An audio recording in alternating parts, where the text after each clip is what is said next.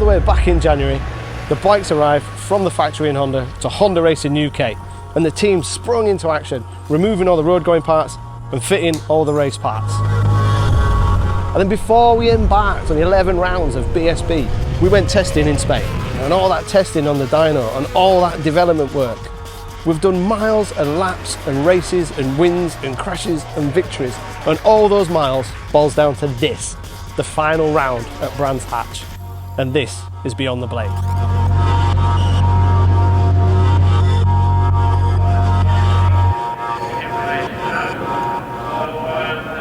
Good tidy truck in here. This should probably make the vlog.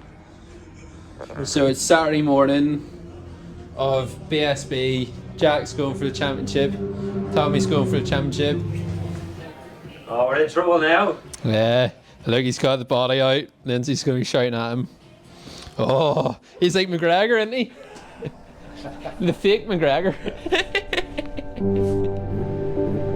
The championship has been so close all year. All of them have won. So to be 1 or 2 points all the way through the year, when Donington Park happened, and gutting for Luke, obviously, but when Luke made that mistake, it just gave us a little bit of a breathing space heading into this round, which I think just took a little bit of weight off our shoulders.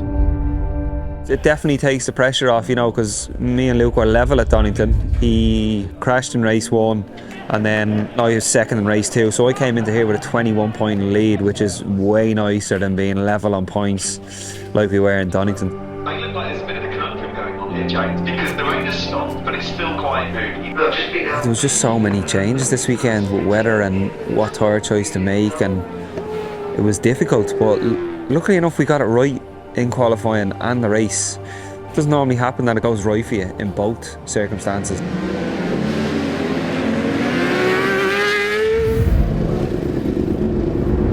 Today's been really stressful, actually. So during qualifying, I think we had every single setting that you could possibly put in the bike.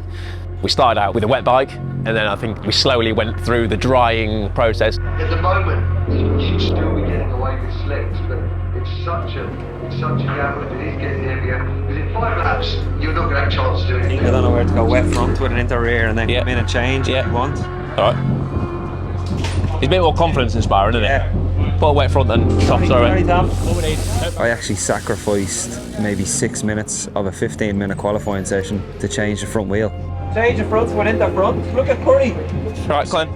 We made a call, put the wheels in, made a call again, changed them again. In the moment, to be honest with you, everything around you goes blank because you just got to do what you got to do. And then when I went out with, like, I think less than 10 minutes to go, I got a red flag on my out lap. I'm like, I might be in trouble here. I haven't even set a lap time. If I was Jack, I'd be nervous as hell. Jack's actually not got a lap in, but bet you any money he's on bull.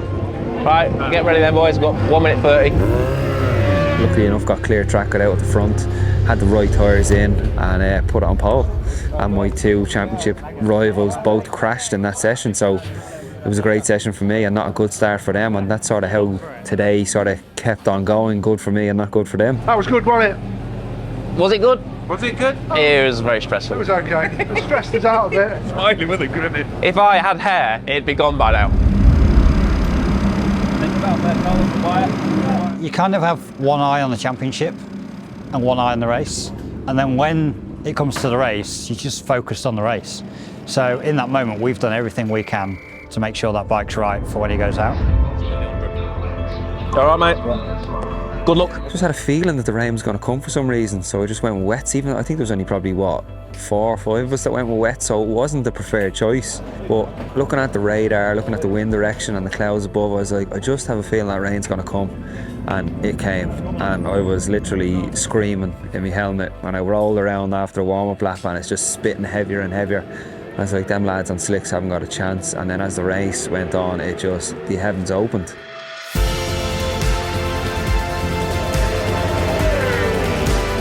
Me and Ryan, my second mechanic, were on pit wall and we get a radio from Scott saying, I think we're British champions. That was probably the best thing I've felt for a while. You know, we could hear everybody across the road in the garage celebrating, and it was just a bit of a moment between ourselves. So actually, I think we may be British champions. Came down pit lane and everybody's out like congratulating me, clapping me, and I was like, that win wasn't even that good, like, you know, it wasn't even that much of a a battle, a show, and then I got ambushed by my team. I nearly ran into them, they all ran out and says, "You've won the championship." I was like, I couldn't believe it. That's it! Me and the team have put 110% in behind the scenes. Really enjoyed it, and I think the effort from me and the effort from the team has just showed this year, because I don't think anybody thought we'd win the championship this year, and here we are.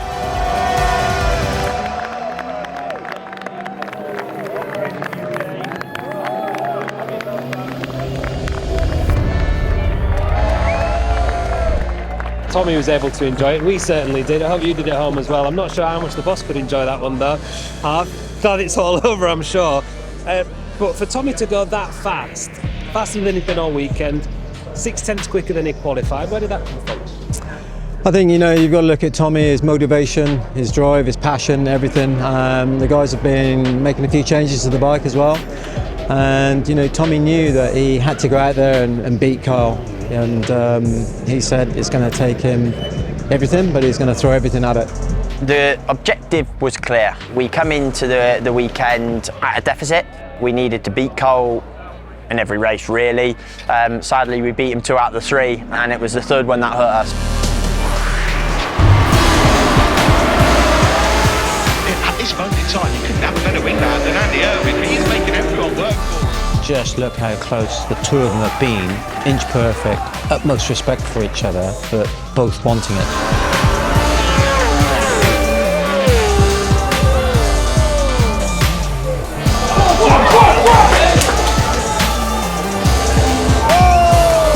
Decisive moment coming up here for Kyle, and a big one from the rear and Tommy. Kyle somehow managed to get through to take the win, and he took the championship by a single point. Kyle Ride is your 2024.